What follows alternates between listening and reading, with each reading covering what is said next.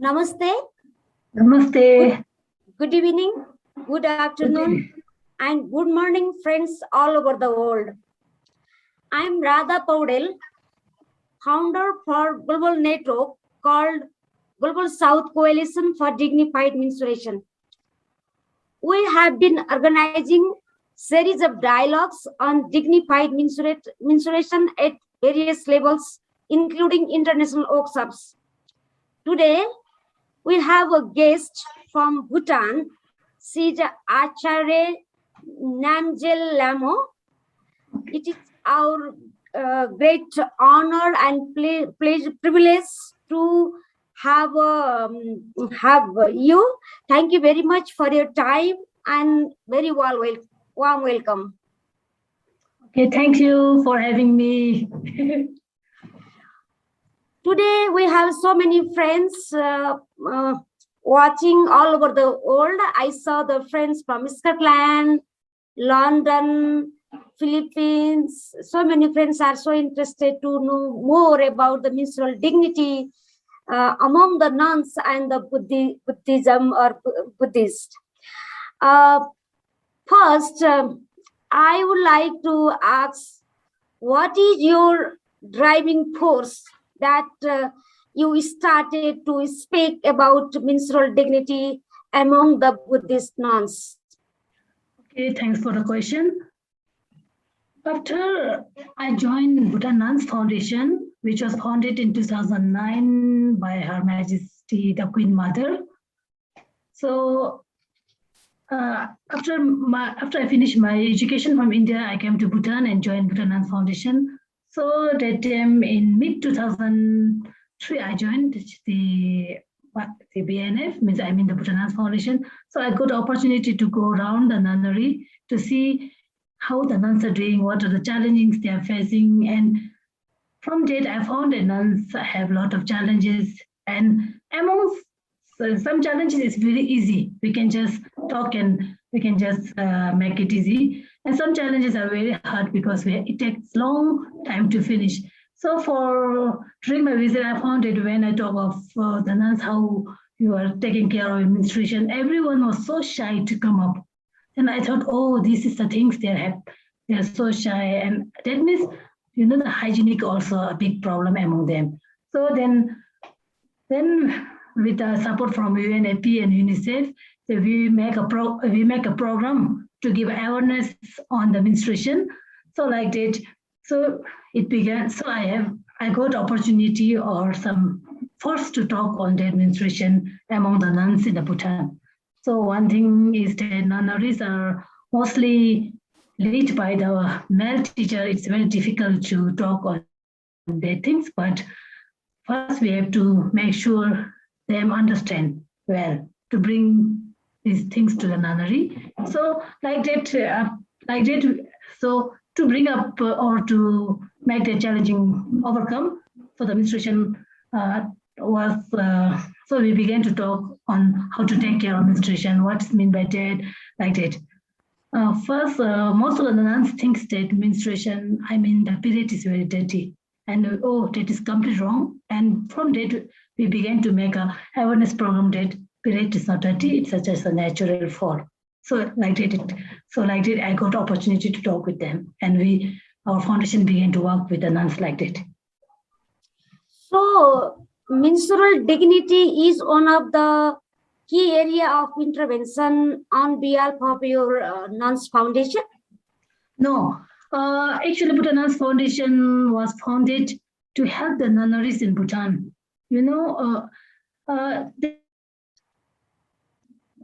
Monks have got education in since the 16th century, but for the nuns, they got education only in the 19th century like that. So Bhutan Nuns Foundation was founded to help the nuns or make sure they get what others are getting.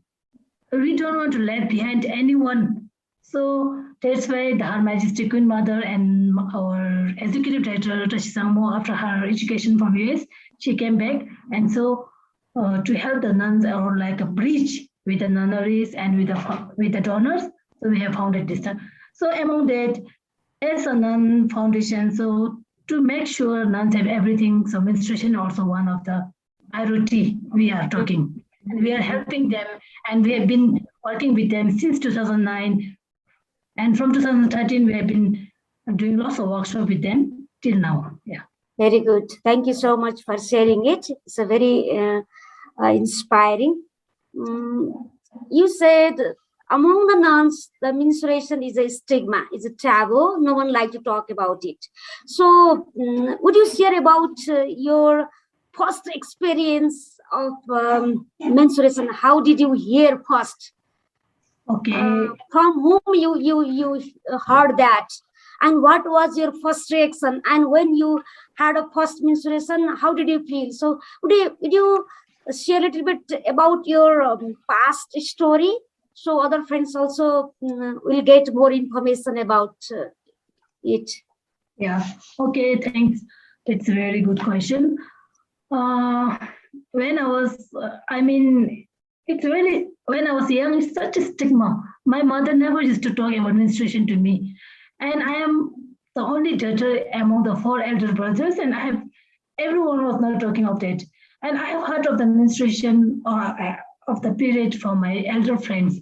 I used to have a friends which is elder than me and who have experienced the period. And they used to talk, oh, I have a period and it's very painful. And I used to get shocked, oh, what does that mean? And I didn't know. And suddenly when I was aged like 13, I got a first period and I don't know what to do and whom to talk because it was stigma and no one used to talk. Even I can talk to my mom saying, help me, because it was such a shy, yeah? No one talked. And even I feel very uncomfortable. And I used to ask my friends how to take care of this. And they used to say, okay, now it's time you should cut some clothes and put on your underwear. And I didn't. So I was using what my friend used to teach me. And because I can't take care, because I was such a young, and I used to keep all the stand, when I see it. And then my family used to know that I have a period.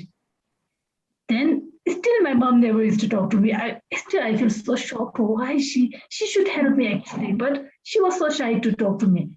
Then actually the moms with their friends, they say, oh, my daughter have a period. Now she's grown up. Actually she should teach me, but they are just gossiping that I have a period. Then even within the friends also, when I go to school, they used to say, oh, now Namgyel have a period. That means that I'm grown up. So that type of stigma. And so like that, then, and I used to wish always that I wish I have a sister in my family who can teach me, who can care me, but it doesn't mean that my brothers are not caring me. They take care a lot, but when with a different body, it's very difficult here. But with other things, they take care of me so much.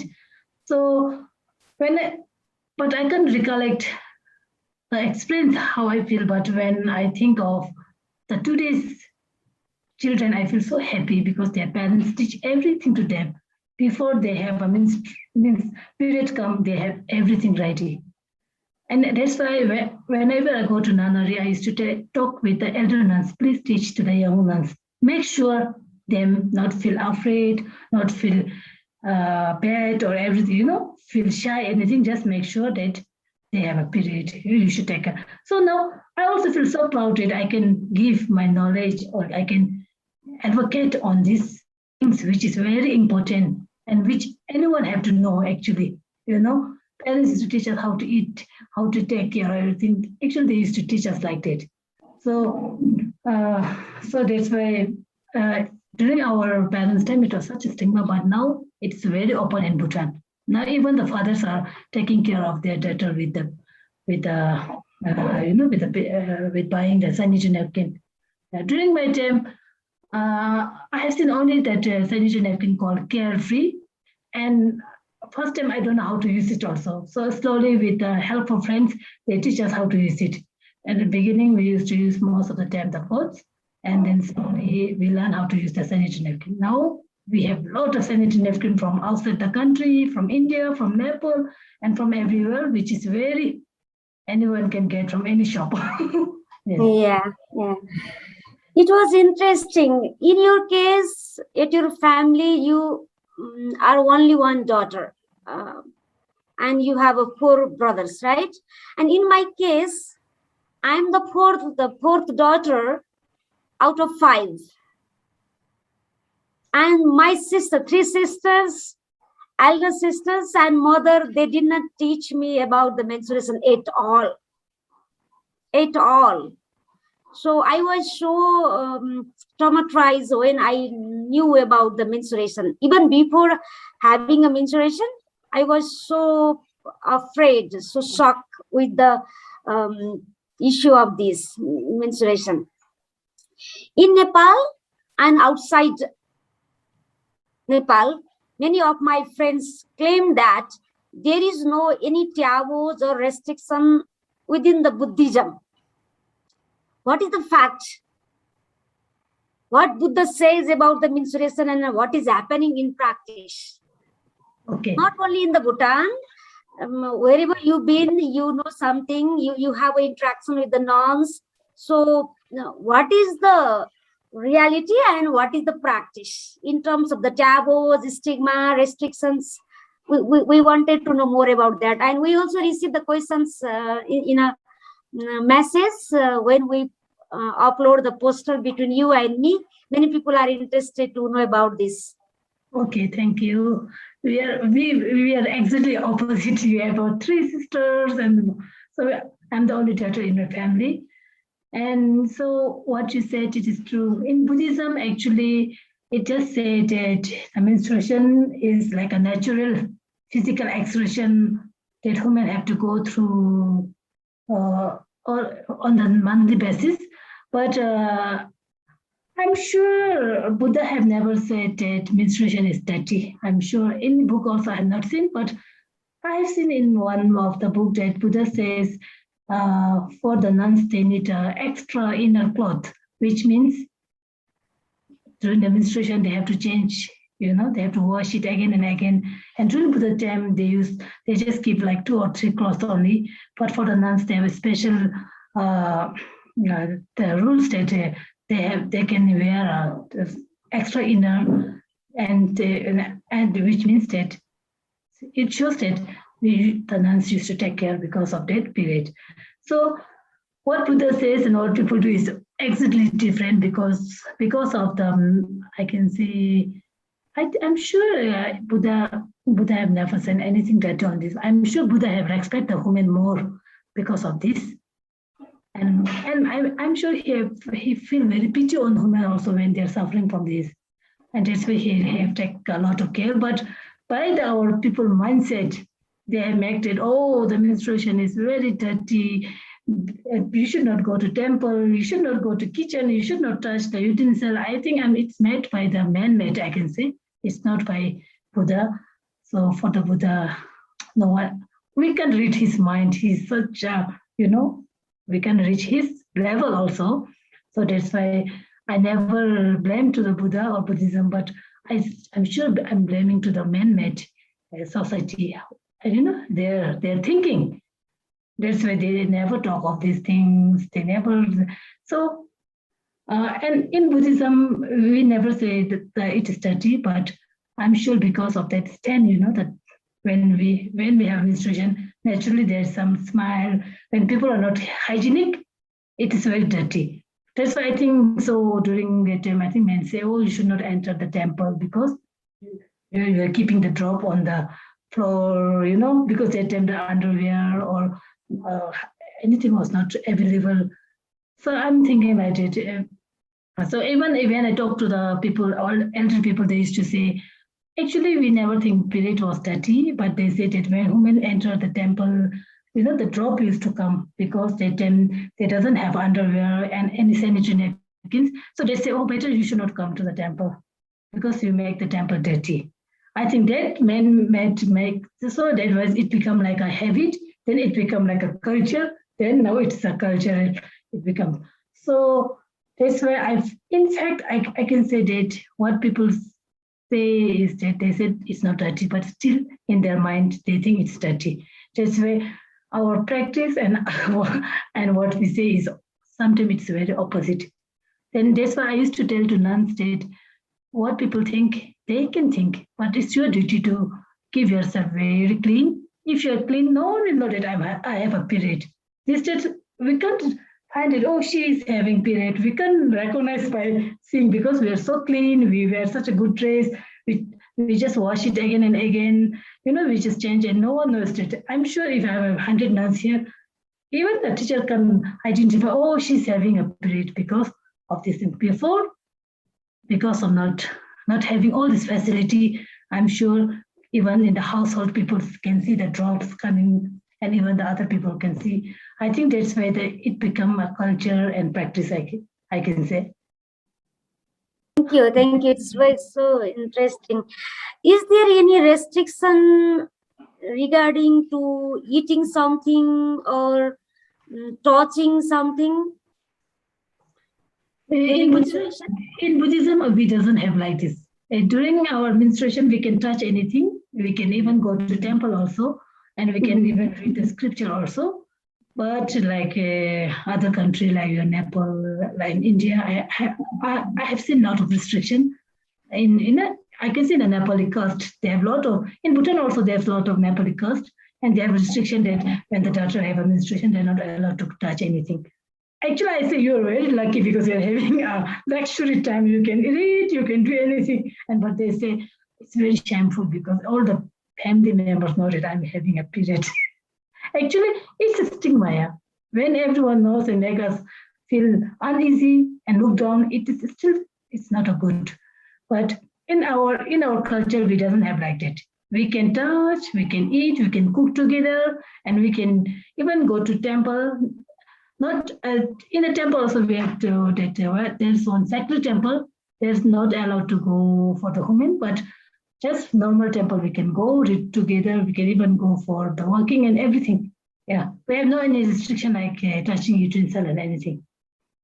Okay, here I really interested to know about the practice. Why? Let me say other way around. I keep visiting the monasteries. I went to London, many monasteries in Nepal, across the country. Wherever I travel, wherever possible, I like to visit the monastery. And I never seen the female head in a monastery. Why it happen all the time? Men in the top. Well, what is the reason behind it? Why women cannot be the head in the monastery? It's because the nunneries and monastery are founded by the male teachers. Such as Rinpoche, such as Kempo, I mean the one who is qualified. It is founded by the male teachers, like a precious one. That's why I think it's very difficult to find the head nuns in our society or everywhere. I can see in the whole country it's very difficult to see the head nuns because even in Bhutan also, all the nunneries which we have in Bhutan is founded by the head lamas, I mean the Rinpoches, not by the nuns. That's why everywhere you go, you will see them. And even in Bhutan also. And we, the Bhutan Nuns Foundation, always think that it's high time for nuns to lead their nunnery, not by the monks. And we also advocate on these things. And even I also used to raise my voice that nunnery should be led by nuns, not by monks. And I'm sure some doesn't like, but some think that, oh, it's high time. Because if the nunnery is led by the head nuns, I'm sure the situation will be very easy like this, when we talk of the reproductive health, because we all fast together. But for the monks or the head monks, they doesn't face what we are facing. And they think that, oh, we all are normal. They just think that menstruation is actually very normal. They never think we have a cramp, we have a mood swing. They never think of like this. Because, yeah. So I can say that nunnery and monastery are founded by the Rinpoches. That's why everywhere, if you go, you can see them only, not the head nuns. Okay, I also read one paper from Bhutan. It says there is one higher place. I forget the name of the monastery, but I remember the author of that book, Chuki. Her name is Chuki. Okay. There was a higher place inside the monastery. There is a higher place, and in that place, women never can go, and there is a kind of fear that women would have a menstruation. This is how that paper explained. Yes, it's true. This way, in Bhutan, some temple have very sacred temple. Inside the temple, that one we are not allowed to go. We say it is Kenkang. Kenkang is somewhere that deities used to reside there. So this way, women are not allowed to go because of, they say because of this menstruation, we are not allowed to go actually. And I think before they used to go, before everyone can go, but what I said to you before, that because of the drops and the teeth on the floor, I'm sure they doesn't want to see that, and I'm sure the deities, because men used to say they get angry, and because of that, unnecessary things or bad things will happen to the society and to the climates and like this. That's why now all the women are restricted to go to their temples. I'm sure that in the book, I'm sure that Chucky have written that the women are not allowed because of this, because of the period. This is the only restriction in Bhutan, but other things we are allowed to go. And many people used to question them to ask why you are not allowed to go, and I used to say I don't know, because I was not the one who made that rules. I'm sure it's made by I can see the men or the lamas or the one who is very knowledgeable one have made it, or maybe it's become like a culture. So now still we are not allowed, and the youth are always have a question why we are not allowed to enter that one. And I think it is now a global question to everywhere. People used to ask that question every time. Mm-hmm. I also read another thing from Japan. In the sushi restaurant, they do not allow for the female chefs. They scared from the contamination during the menstruation. That was the things I read from Japan. Do you have any idea on that? What's the question? You mean having sex or what? No, the sushi restaurant. Sushi is a kind of Japan, I got it, yeah. Recipe. The sushi restaurant in Japan. Japan is a majority of the people are Buddhist, and then they do not allow for safe. They do not allow the woman for a safe. They do not hire. Oh, because they would scared from the contamination with the women during the menstruation. That was the things I read it in a book. Oh, yeah, Japan. yeah. Okay. This way, in Buddhism also, the country like Japan, Thailand have a restriction to enter to the temple or to read the scripture book or touch the utensil like that. But in Bhutan and Tibet society, we doesn't have like this. Because when Buddhism was actually founded in India, but when it take to other country, the rules and regulation have changed a lot when they take. And I think in Japan also, because of, I can say, male-dominant country, I'm sure they make it a rule that women should not do this and that. I'm sure. I can say everything is made by we people, yeah, I can say. So now we are talking and it's coming up, and now men also understand what we are facing. That's why I think slowly everything will change a lot. I think it will take a little time to change everything as a normal, because even example like hand washing was such a difficult to bring to Bhutan in the first time to hand wash. Now it's become a regular, because now even everyone knows that hand washing is very healthy and we should do hand washing. I think to get to be a very dignified menstruation, like what you're working or what I'm working, I think it will take little time. I'm sure in the Buddhist people also they have to change. Even for nuns also, still some nuns think that talking so much of these things is very shame and nasty. They used to think, but I think because everyone have not got I can say they are not a modern. Everyone have not so wide, broad-minded, like we think, some are still in that cocoon. So it's very difficult to break that cocoon. So I think it will take a little time. Okay. You also you stayed in Nepal for many years, I think. I forget. How many years did you stay here? I stayed in Nepal for more than 3 years, and in India I stayed for a decade studying So in the here Indian in Nepal, where did you stay? In Swayambhu or Buddha or Lumini? I stay in the Swayambhu. Yeah, mostly in Swayambhu, yes. So how did you find the practice across the nuns in Swayambhu? When I stayed there, I was very young also, and no one was talking of that thing. I think the time was not there. I think it was little shame actually. But in Nepal we can get any type of sanitary napkin you want to use. So we are always using their sanitary napkins, and no one was talking that we know how to take care of it a little bit because we know that if I keep that pad for a long time it is very energy. But when I stay in Nepal as a nun, no one was talking on that things. Yeah, I was just still I'm wondering why they're not talking at all. Maybe they know it or they doesn't know it, or I think there's no any issue at all. But I'm sure they have an issue, but they doesn't want to speak up.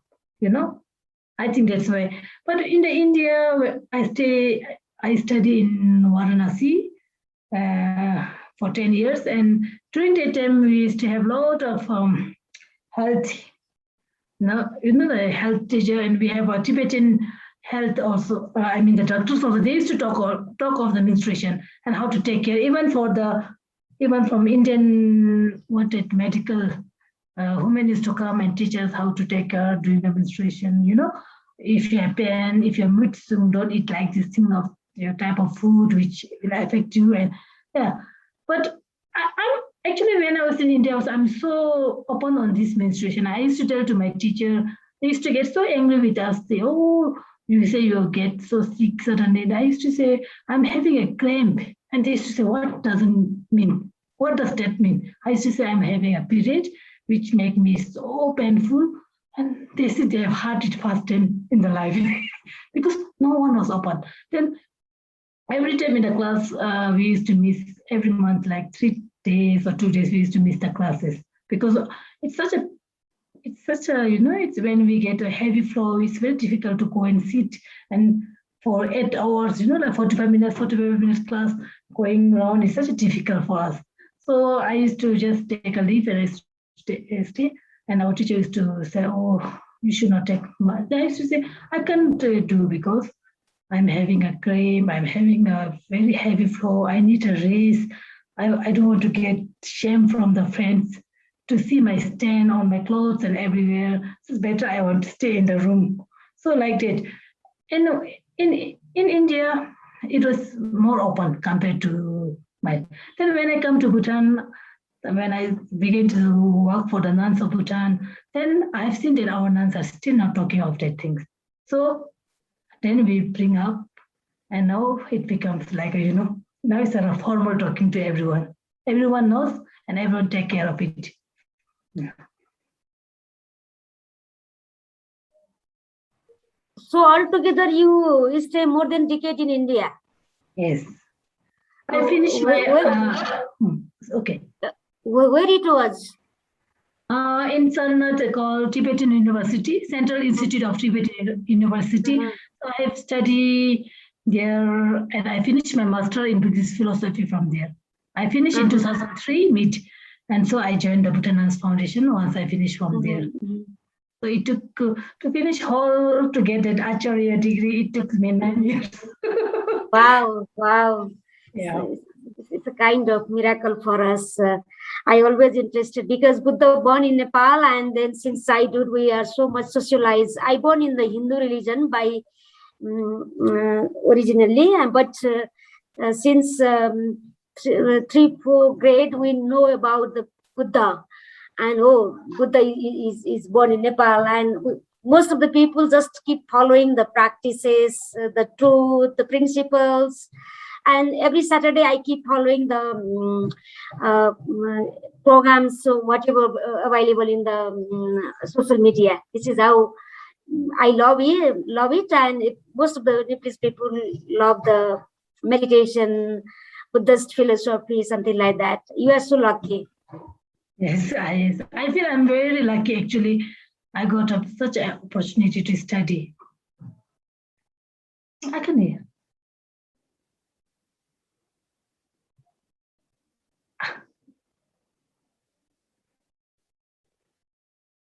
Sorry, Nepalese country is more traditional, and people said, "Oh, you have the very strict norms and practices around menstruation." And if we go through the different parts of the India, I found somewhere same level of restriction, somewhere more severe level of restriction, somewhere little bit open. So among the nuns, among your the friends in the university, what kind of practices? How do you manage? How did you manage? Is there anything formally teach in a university, or just you seniors teach, or seniors educate to the juniors, or just the internal gossip, or how do you know about it? Okay, so the university I study in India, there's no children or the young one. It's mostly for the senior one. So everyone knows of the period, and everyone have experience when they enter that one. So mostly when we enter that university, it is like we are like 18, 19 years old. So everyone have that experience. And so in Varanasi, where I study, there used to be have like 120 girls, and there used to be like 20 nuns only. When I was studying, there was all 20 nuns, and mostly they women studying. And it's very normal because they just open up to, oh, I'm having a period, I'm not feeling well, I'm have cramp, and friends is to take care of us also. I think if you can go to the mess to eat food, we can bring your food in your room, and then it's such a normal there. And there's no stigma within the Tibetan society, and so it's very open. And there's used to be some of the Nepali student from and Ladakh and like that. They're also very normal because mostly not for Hindu, they come from the background of Buddhism, so it is very normal there. So I'm in the nunneries in Bhutan, so I'm sure the elder nuns have faced a problem, but for the young nuns, they're very open up. And so I used to go to nunnery, give them a training, and I used to talk just normally, are you having a period? And the young nuns used to say, oh, I'm now going to be 11 or 12 years. I'm sure I will have in this year. I used to say, then it's such a good for you. You're growing up, you'll become so beautiful, you'll look beautiful. I used to talk. Then, so among the nunnery, nuns used to say, oh, I feel very bored to have a period. I wish I'm a boy. And I used to make a comment that, oh, you should not say like that. You should feel proud to be a woman yourself. And I used to say to nuns who say, oh, having period is such a, I'm sure, but I used to just make a joke to them. Now you look so pretty, beautiful, with beautiful boobs and everything. It means that when you have a good period, and when you have monthly period, you look very good. You look very, like very elegant. You look very beautiful. Your body looks so nice because of that. I say once your menstruation stops, then you will know how much. Then your body will shrink, your boobs will shrink, and you look like a. Then you say, oh, that means I love a period. Then they say, oh, I love a period. Now there's no any complaint on it because it all made on the mindset. So everyone wants to look beautiful, pretty, So I said, thanks to the spirit, which we look very healthy and elegant is because of that. And so then even during that time, I used to talk of the menopause also a little bit. So once your period is going to stop, you'll have a lot of, mind swing, everything. You should take care from now on. But this is also very important. I used to say, what we are teaching how taking care of period, I think we should take care of that menopause more. So So when I go to nunnery, I used to talk a lot with the nuns, and I feel very comfortable on things that and lucky that being myself a nun, it's very easy to interact with them, and they just share whatever they want to because they trust on me that I will be something or I can help them in some ways. Yeah. Yeah, thank you very much for talking about the dignified menopause as well. Dignified menstruation is a lifelong process, life cycle approach. It's not only the 5 days bleeding or the bleeding during the reproductive phase. It's not like that. While we talk about the dignified menstruation, it is a state of free from any kind of stigmas, taboos, restriction, discrimination, violences associated with the menstruation throughout the life cycle with all identities. The menstruators means girls, women, trans men, queer, and anyone could have a menstruation. And then they might come from the crisis background, like like a Syria. They may be in a war, they may be in the corona crisis, they may be in the flood, they may be in the earthquake, they may be coming from the different caste or class or educated or urban or rural. So no matter where they come from, all deserve the dignity, because they born is a woman with the uterus. Uterus matters. Yes, Actually, because of the uterus, we have a menstruation, and this planet is moving forward. So the dignified menstruation is equal to the dignified menopause. It's both a matter of the human rights. So thank you very much for highlighting the dignified menopause, and thank you very much for extending your solidarity for upcoming global summit on dignified menopause. Friends from Scotland, England, and Nepal, we jointly plan for this global summit. And I'm by referring to the dignified menstruation. So why the women or menstruators do not like to share the cramps, or why they do feel so shocked or traumatic when they have the cramps, why they feel so shy when blood is stained on their cloth or in the chair. So these are the matter of the we have to discuss. Yes. Many of my friends more focus and claiming that distributing the sanitary pads or menstrual pads or product is a dignified menstruation. But for us, Global South Coalition, we said no, we have to go beyond that. Distributing free menstrual product is not the dignified menstruation. The menstrual product is an important tiny component for the dignified menstruation. But if you have a pad, whatever you want to use it, if you live in a very clean house or shelter or orphan or home, wherever you like, you have an internet, you have a television, but you cannot say the feeling of cramps. You cannot demand for the medicine or the hot water bag or need the consultation from the expert. So these are the things associated with the stigma, taboos, and when menstruators living in that oppressive environment, this is a state of the dehumanization, inferiority, powerlessness, helplessness.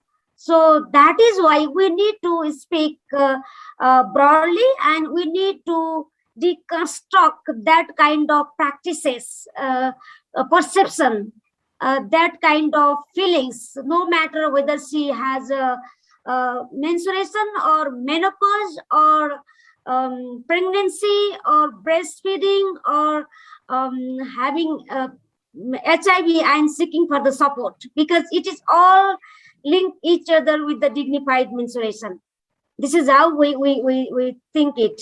So while talking about the dignified menstruation, how as a young advocate, usually the nuns do not like to speak openly. I also read in social media, according to the original Buddhism, the nuns are not allowed to speak publicly, not allowed to sing a song, not allowed to ride a car or a bike, something like that. I read that kind of thing. So in that scenario, you have already crossed the comfort zone. You already challenge the practices around the stereotyping within the Buddhism. So in that situation, what would be your plan to overcome this kind of challenges across the globe? Because the Buddhists are everywhere, nuns are everywhere.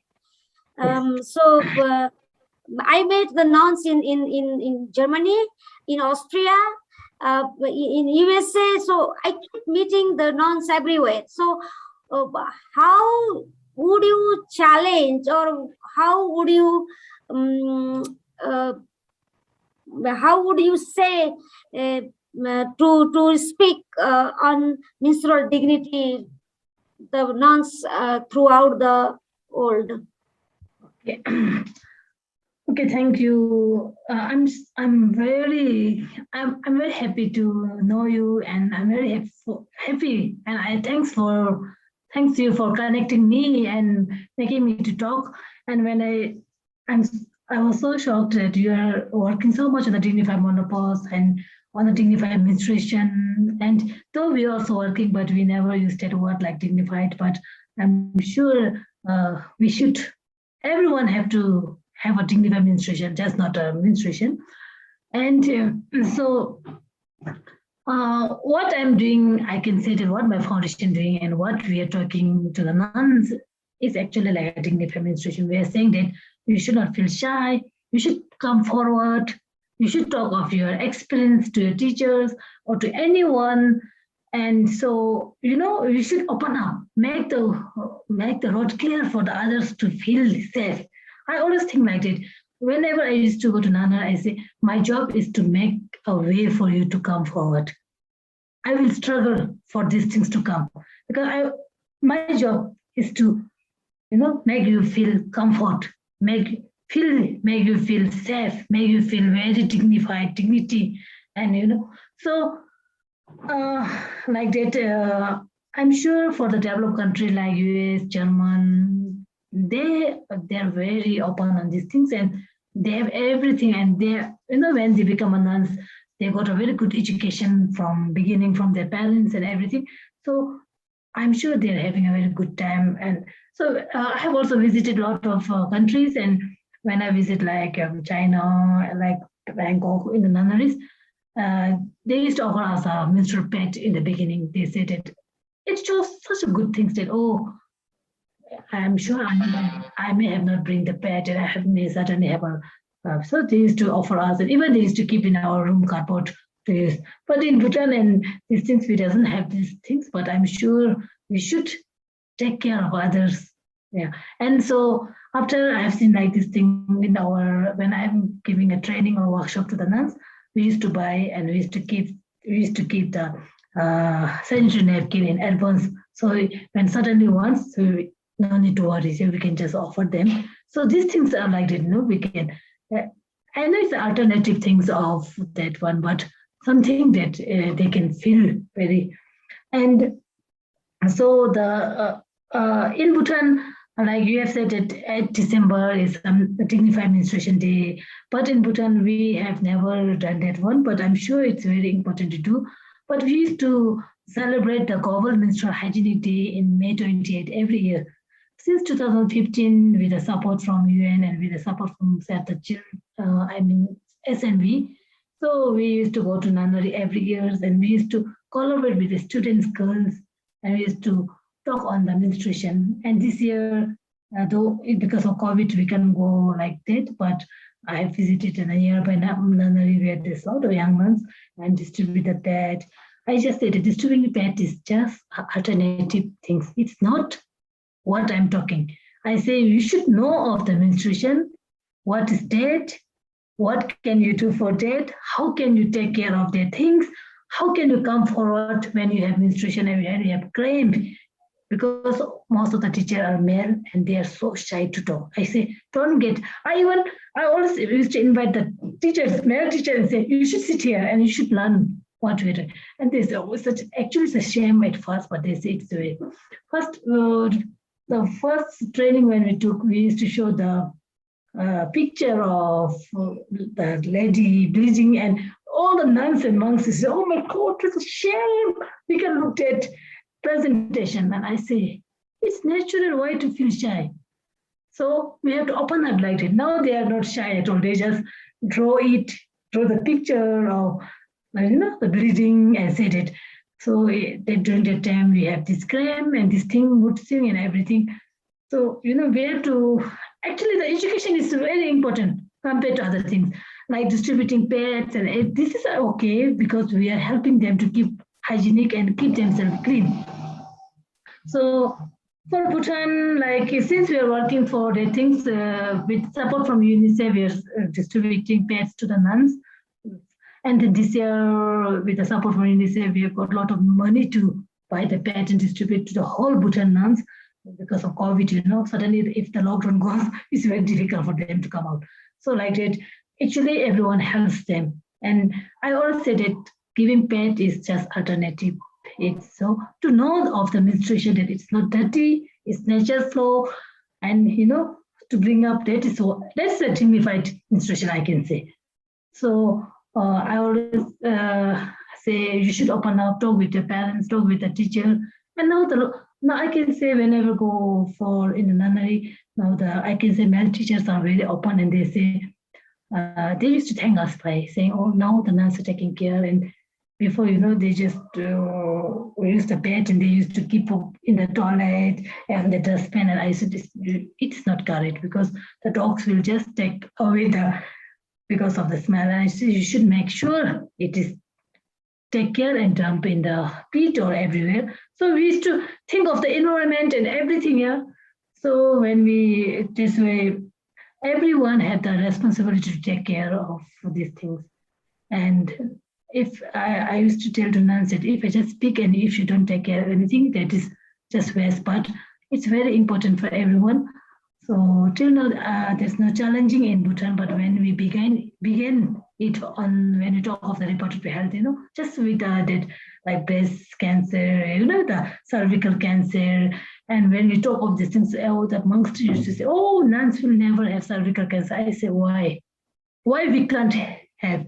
They say because they have the people once said that one who have sex, one who have children will have a cervical cancer and breast cancer. I say it is not right, because when the nuns become nuns, some come after getting married, some come after divorce, some come when their husband get lost, like that. Yeah. So I say only few nuns are the nuns who come from very young, but mostly from the after then I say I'm sure they will have that problem. So like that, now the awareness program is everywhere, and now nuns are getting all the reported health checkup, and now the menstruation, dignified menstruation is everywhere. Now they're open up, and even now, the good thing is that even the people I used to say when you go to nunnery, just you can take a present of some, some box of menstruation pad and soap to the nuns. Now people used to take this. It shows now people understand of this thing, and everyone is open up on these things. So nice, so nice. Actually, even the never married women have a cervical cancer or uterus cancer or breast cancer, something like that. It depends on the body nature. There are so many factors for the cancer, because I'm coming from the nursing background, so I have little bit knowledge. And recently, I'm translating the book called Surgical Menopause from English to Nepali. So while translating, I knew so many things about the uterus cancer, cervical cancer, breast cancer, and the PMDD, the severe complications during the menstruation or associated with the menstruation, which started from the beginning of the menstruation, I mean from the quite early age. While we talk about the menstrual dignity, is a center all the time. The dignity, the human right is all the time in the center. Why the mensurators trying to hide the used pad in the toilet or into the septic tank or somewhere in the corner, or why do they use the plastics, black plastic or the papers? It's all because of the stigma. While we talk about the stigma, people usually consider, oh, the stigma only for the blood. No, the stigma for the pad, the panty, the washing, the drying, the eating, the moving here, going here and there, because there are so many things. The entire activities, whatever we keep doing the activities throughout the 24/7. These all associated with the menstruation, and everywhere there should be the dignity. If we keep talking or distributing the pads, this is important, but this is not guaranteeing the menstrual dignity. Those who don't have a confidence, I always use the word of the prideness. The dignity is very easy to measure. The prideness, the proudly speaking in front of anyone, anywhere. This is the one indicator for the dignity. Those who don't have a confidence, those who don't have a self-respect, self-esteem, they try to hide, they try to whisper, they talk here and there. This is how we understand. And the Menstrual Hygiene Day is celebrating for the 28th May. Which is hygiene. It is for the sanitation, the pad, the toilet, the water. But the Dignified Mensuration Day is celebrating for the celebrating in 8th December. And it is started from 2019 only. It's a not long history, but the 8th December is urging everyone to think about the cultural, political, social, economical, technological aspect of the mensurators throughout the life cycle. Not only the 5 days, not only the reproductive age, throughout the life cycle, even from the womb, from the uterus, when the conception happen, people check the sex, and if they find out the female sex, they terminate, they abort.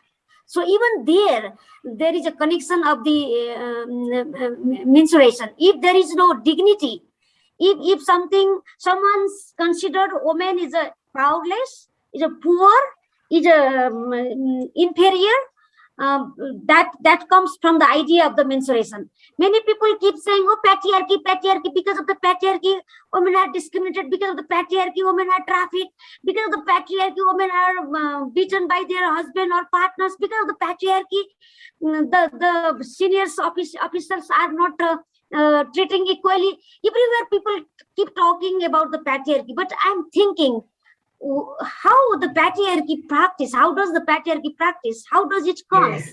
Why the people are writing in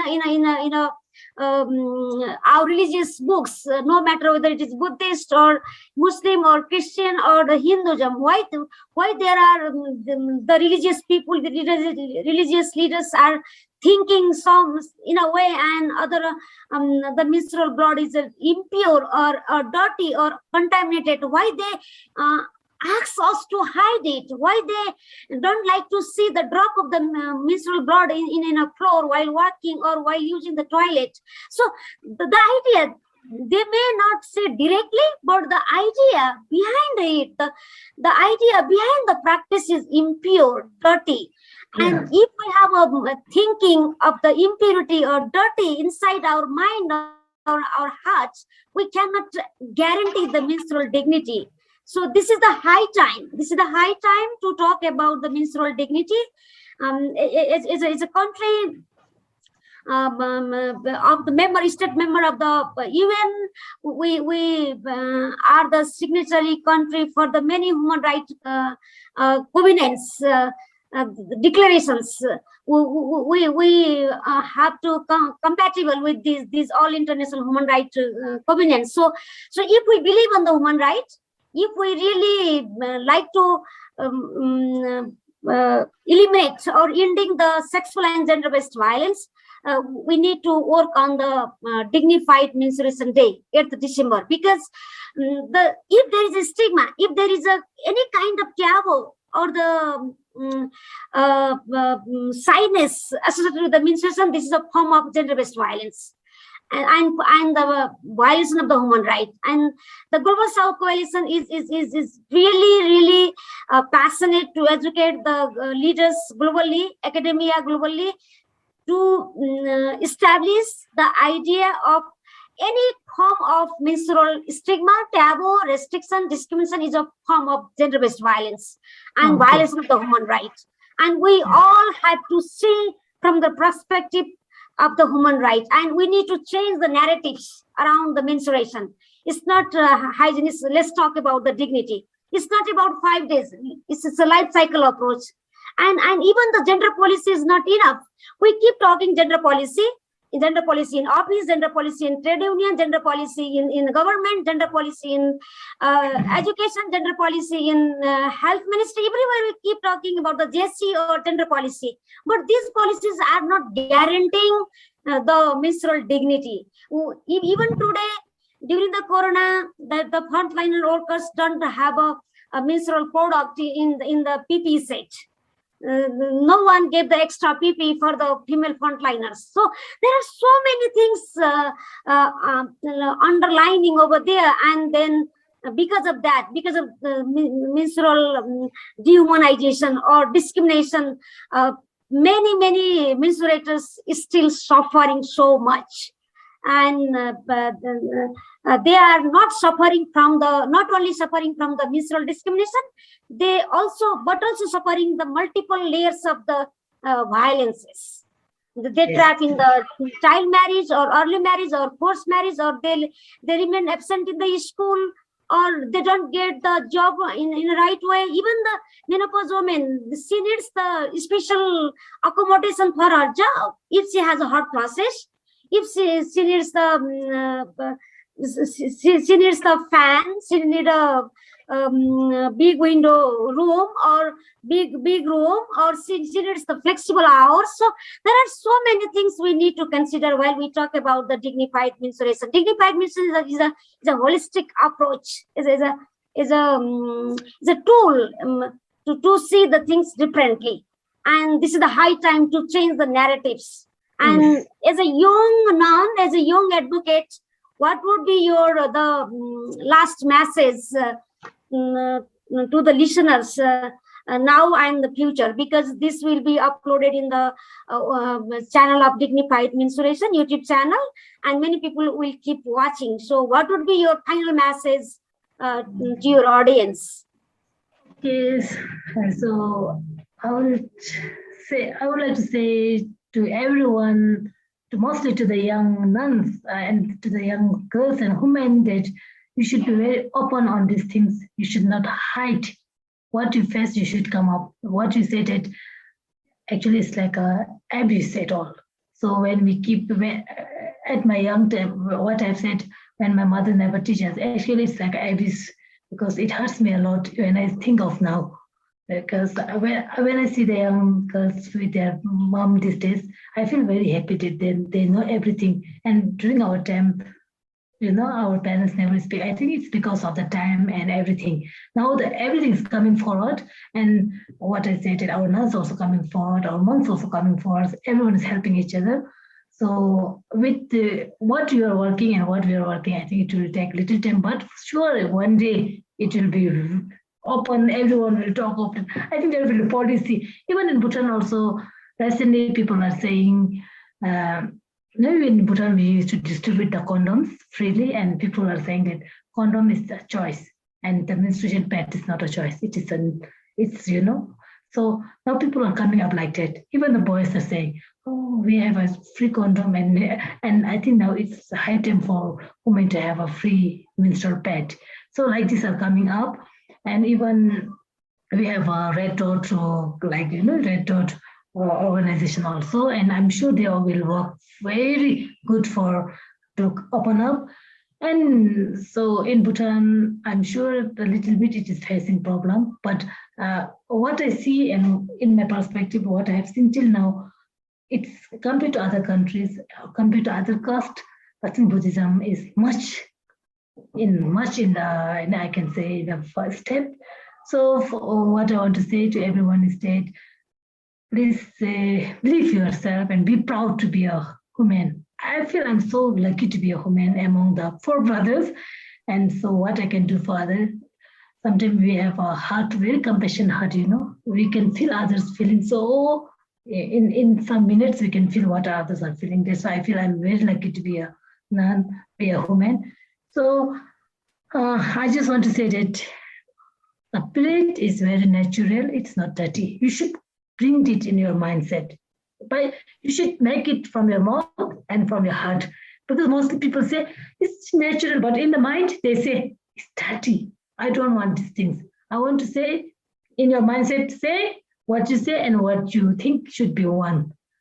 So that is the one thing I want to say to everyone. And other is I want to say that so during the period time, keep yourself very clean and hygienic. Not let others know that you're having. You should be very dignified yourself. That I am also a normal girl. I can do, and I'm also like others. What? So I did have to think, and because our parents' time they doesn't have that facility, but so what? Now we have a lot of facility. We can use cup, we can use shampoo, and we can use any type of sanitary napkin, and we can use the cloth if you want. So one thing is you should make sure that when you come forward, think from the heart, not just from the mouth. And I want everyone to take care of. Okay? And thank you, Radha Paudel, for having me in your group. And I'm sure we can see each other and we can work together to help or to bring this taboo and stigma go away from everywhere. Okay, thank you. Thank you so much. It's a great honor and privilege to have you. Thank you very much for your time and very open and honest sharing.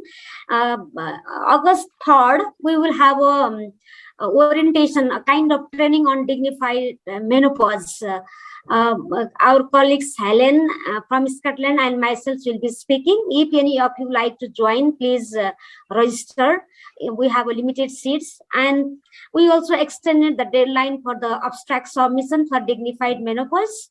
The new deadline is August 31st, and please keep spreading the word of the Dignified Mensuration Day.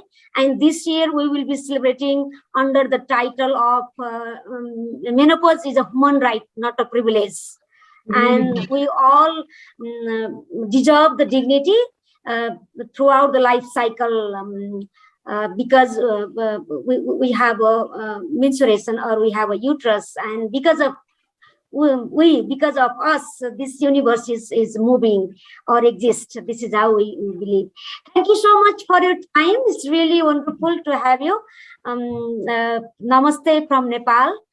Take care. Okay, thank you. I will just say Gadinche from Buddhist Nuns.